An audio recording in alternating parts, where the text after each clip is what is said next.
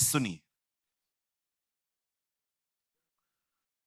खुदा के पाक कलाम में एक बात लिखी है। मेरी बाइबल कहती है परमेश्वर आदम से जब मिलता था तो एकदम आमने सामने मिलता था। जब तक इस पृथ्वी पर पाप नहीं था, परमेश्वर और आदम बहुत सामने सामने मिलते थे। लेकिन जब बाइबल कहती है कि आदम ने फल खाया, उसके बाद परमेश्वर और आदम की मुलाकातों में कुछ बदलाव आया। ऐसा नहीं है कि परमेश्वर ने पाप हो जाने के बाद लोगों को बिल्कुल छोड़ दिया, नहीं। लेकिन परमेश्वर कुछ चीजों को ले आया, जिन चीजों को आपको आज समझना चाहिए। बड़े ध्यान से सुने, अगर आपने नहीं सुना तो मैं फिर से कहना चाहता हूं ताकि आप आने वाले टाइम में सब समझ पाएं। जब परमेश्वर ने मनुष्य को बनाया तो उसे निर्दोष बनाया था। He was a blameless person. उसके ऊपर कोई दोष नहीं था। जब परमेश्वर ने देखा कि ये निर्दोष है, प्रभु रोज आदम को शाम के समय मिलते थे। आप विश्वास न करें, लेकिन ये सच है। यीशु एक्चुअली पुराने दिनों को वापस लेके आने के लिए आया था, जब एक बार फिर से इंसान खुदा से मिल सके। यस। आज आपको बहुत सारे लोगों के अंदर इस चीज के लिए कोई इंटरेस्ट नहीं दिखाई देगा। उनको इंटरेस्ट है मिनिस्ट्री में।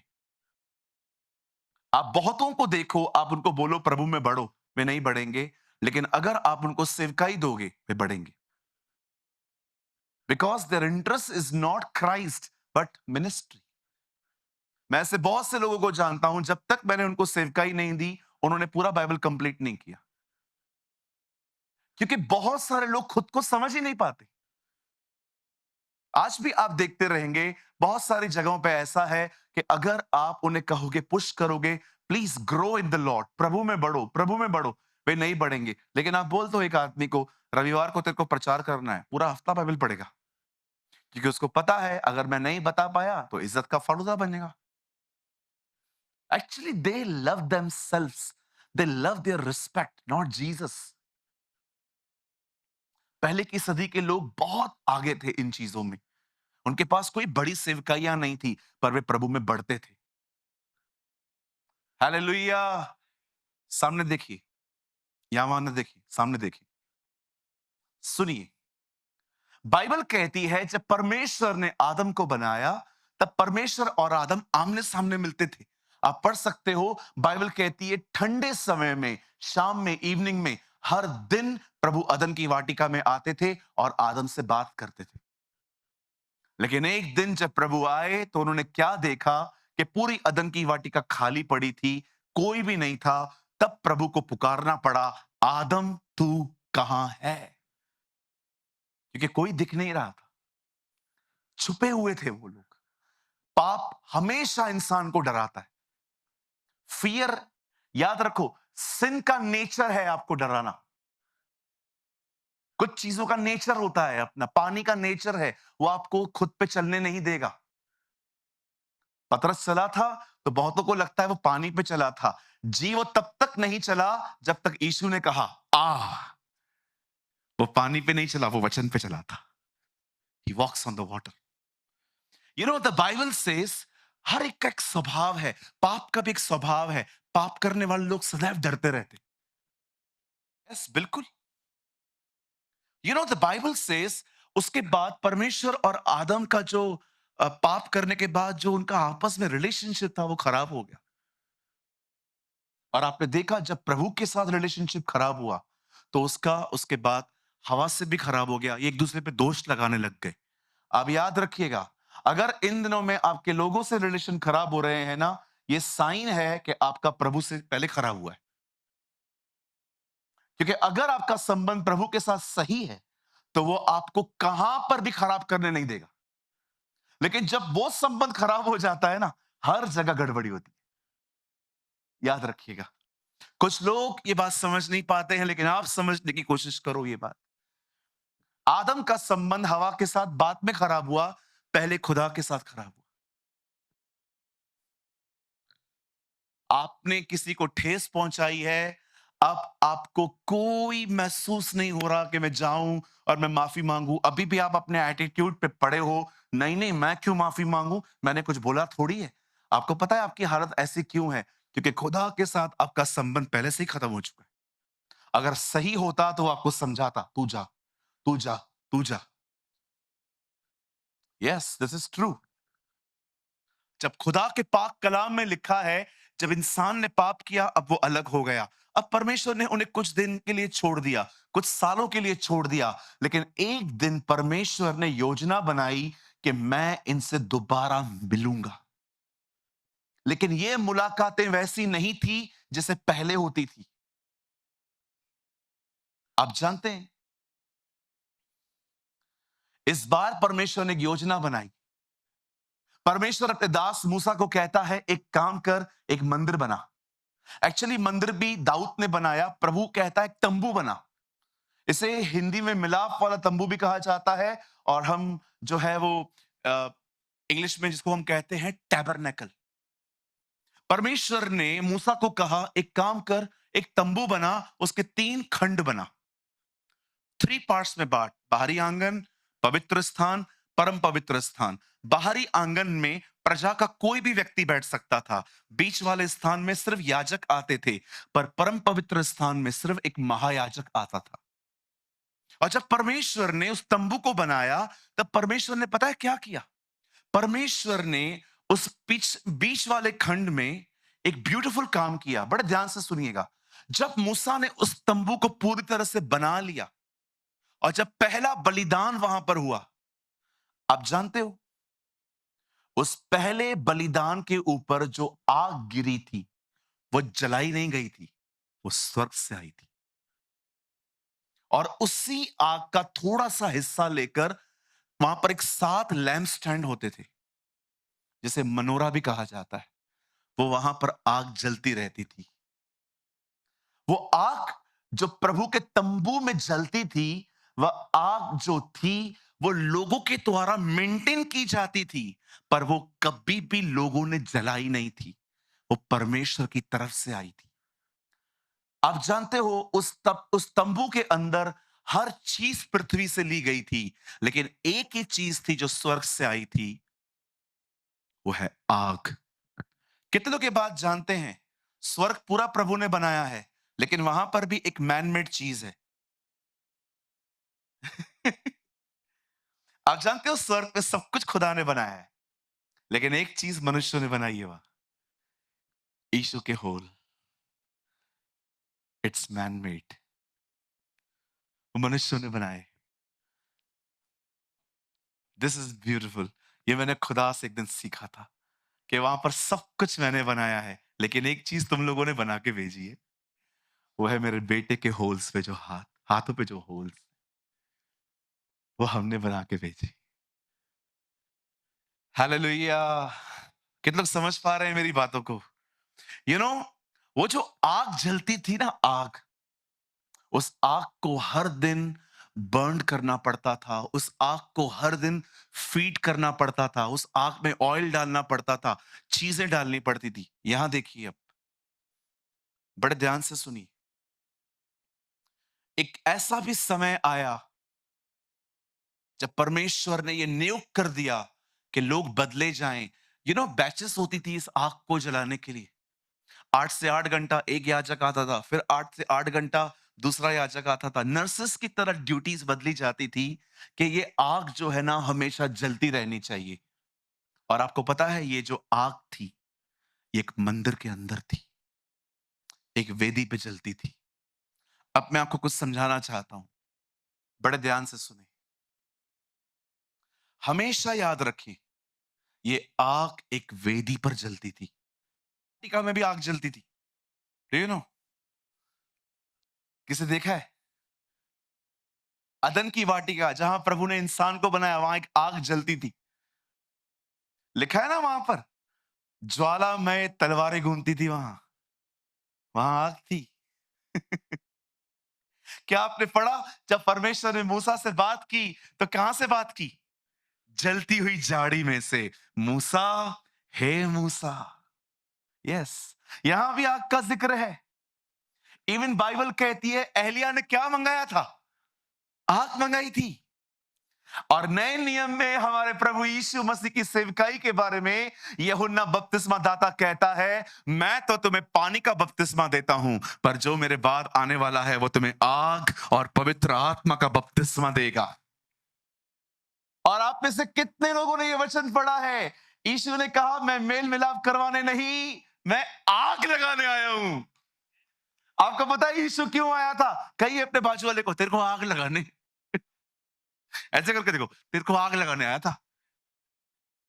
हाँ, यीशु आपको ये जिंदगी देने नहीं आया है। पंकज एक शेयर तो दे बेटा उधर से, आगे कर। यीशु आपको ये जिंदगी देने नहीं आया है कि आप चर्च में आओ और ऐसे बैठे रहो।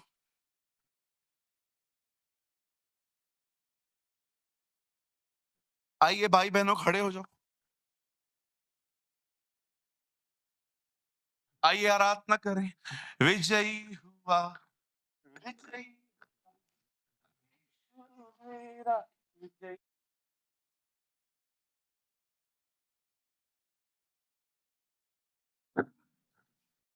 ये कोई जीवन है? मैं एक चर्च में गया था, उधर हालेलुया जोर से मैंने बोला, सब मुझे ऐसे देख रहे थे। मैंने कहा, प्रभु मैं किधर आया हूं? विश्वास कीजिए, मैं ऑडियंस में बैठा हुआ था, अब मेरी बारी आने वाली थी। और जैसे पास्टर ने कहा, आज प्रभु हमारे बीच में महान काम करेगा, मैंने कहा हालेलुया। मैं कुछ गलत बोला क्या? आहिस्ते बोलो। मैंने बोला, मैं जा रहा हूं। इतनी शांत कलीसिया, कहां है आग?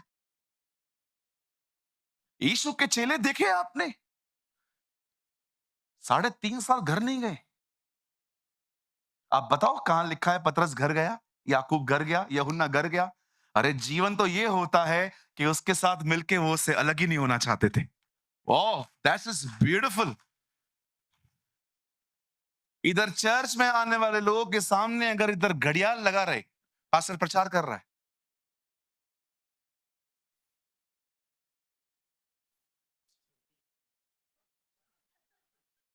और अगर वो बंद न करे, उसके बाद बहनें पन्नियां प्लास्टिक खड़काना चालू कर देती हैं। ये कोई गर्मा, ये थोड़ी गर्म जिंदगी है, ये तो ठंडी जिंदगी है। एक दिन यीशु के चेले यीशु को देख के चिल्ला रहे थे, होसैना, होसैना, जो दाऊद के नगर से आया है, होसैना। वे चिल्ला रहे थे और फरीसी भड़क गए। कहिए, चिल्लाने पे सिर्फ फरीसी भड़कते। बोलो बाजू वाले को। हाँ, फरीसियों को पसंद नहीं आता है ये चिल्लाना। उनको पसंद है कि कब्रिस्तान और चर्च एक ही हो। हम्म, बाजू वाले को बोलो। हाँ, ये मोस्ट खतरनाक वर्ड है प्लेनेट का। आपको पता है ये वर्ड बहुत बहुत बहुत खतरनाक है। एक आदमी ने मुझसे बाइबल का सवाल पूछा, तो मैंने जो उसको जवाब दिया ना, उससे वो गलत साबित हो गया। उसके बाद वो ये नहीं कह रहा है, थैंक यू आपने मुझे करेक्ट किया। उसे ऐसा लिख के भेजा, हम्म। मैंने कहा घमंडी। यू नो, कभी-कभी आप लोगों को करेक्ट करोगे ना, wow, they never give you thanks. Hmm, चल, चल, चल। अला घमंड तो देखो हम वालों का। बंद करो ये जी, यस। आजकल तो कलीसिया में भी नया वर्ड आया है, हाय। हाय पास्टर, प्रेज द लॉर्ड बोलो ना। ये हाय वाय क्या लगा के रखा है? उस दिन आई एक बहन, हाय पास्टर। मैंने कहा क्या? हाय पास्टर। मैंने कहा प्रेज द लॉर्ड बोलने में छाले? जय मसीह बोल, प्रेज द लॉर्ड बोल। मुझे कोई हाय मत बोलना, मैं बाइबल की हाय बोलूंगा। हाय तुम पर।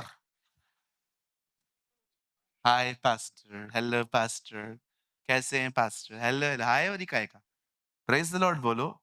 गालियां तो पूरी लिखते हो, लेकिन प्रेज द लॉर्ड में खाली पीटीएल लिखते। व्हाट्सएप पे जो लोग झगड़ा करते हैं, गालियां पूरी लिखेंगे, प्रेज द लॉर्ड में खाली पीटीएल। अरे, और कुछ लोग का तो प्रेज द लॉर्ड भी अलग है। हम बोलते हैं प्रेज द लॉर्ड, इनका प्रेज द लॉर्ड है, पैसा लाओ, पैसा लाओ। अरे प्रेज द लॉर्ड, पैसा लाओ।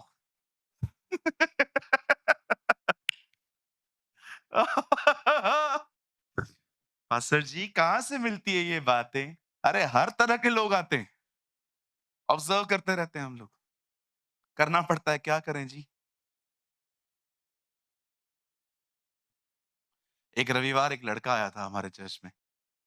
भाइयों का रो हमारा अलग रहता है, बहनों का रो अलग होता है। तो भाइयों के रूम में बैठा था, तो एक लड़की को लगातार देख रहा था, वचन भी सुन रहा था।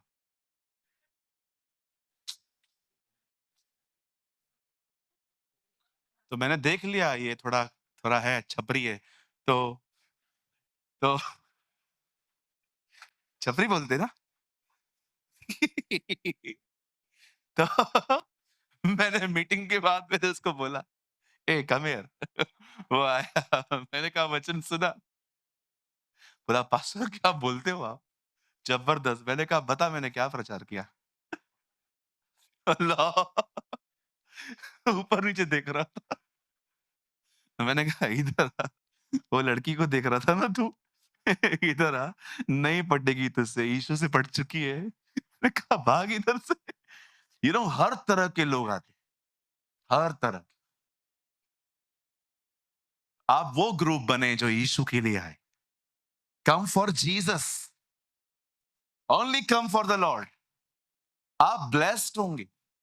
आपको बताऊं, मुझे आज फास्टिंग प्रेयर के चौथे दिन पे प्रभु ने क्या कहा। इतनी सिंपल बात पर इतनी पावरफुल है मेरे लिए, आप हैरान हो जाओगे। टेल मी सूरज, लोग चर्च जाके ब्लेस क्यों नहीं होते? आज मुझे ऐसा लगा जैसे परमेश्वर वेट कर रहा था मैं क्या कहूंगा। मैंने प्रभु से कहा, प्रभु आप बताइए। मुझे प्रभु ने कहा, क्योंकि वो मुझे छोड़ सब कुछ सुन के जाते। That is the reason they are not blessed. वो मुझे छोड़ सब बातें सुन के जाते। That is a simple reason they are not blessed. वो चर्च आते हैं, मुझे नहीं सुनते, बाकी सब सुनते हैं। मैंने कहा वाओ लॉर्ड। कल भी फास्टिंग में मुझे खुदा ने एक वर्ड दिया, learn to respond with respect. लोगों को जब तू रिस्पॉन्ड करता है तो बहुत आदर के साथ किया कर। मैंने कहा yes Lord, I know I am wrong. This is amazing. जब मुझे खुदा ने आज, मैंने प्रभु से आज कहा, प्रभु क्या आप मुझसे कुछ बात कर सकते हैं? मुझे प्रभु ने कहा मैं तुझसे एक सवाल पूछना चाहता हूँ सूरज। मुझे बता कुछ लोग चर्च में आके ब्लेस्ड क्यों नहीं होते? मैंने कहा क्यों प्रभु? क्योंकि वे मुझे छोड़ सबको सुनते, वचन नहीं सुनते, बाकी सब सुनते। उनको कोई भी खड़ा कर दे, उसकी पूरी स्टोरी सुनेंगे, पॉलिटिक्स सुनेंगे, चर्च के लोगों की खबरें रखेंगे। They know each and every family in the church.